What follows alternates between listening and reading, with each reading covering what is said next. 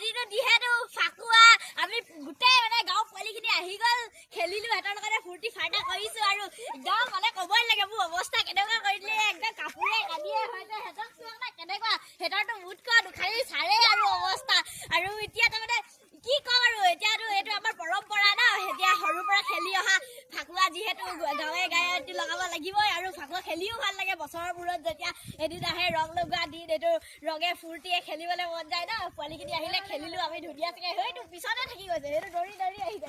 একদম তাৰমানে মুখে চুখে য'তে পায় ত'তে লগাই লৈছে দেই তাৰপিছত এইফালে মই বাইকতো দুটামান মানুহ গৈছিলে সিহঁতকো লগাই মেলি খতম কৰি পেলালো কিন্তু আমি এতিয়া সৌফালে যাওঁ তাৰমানে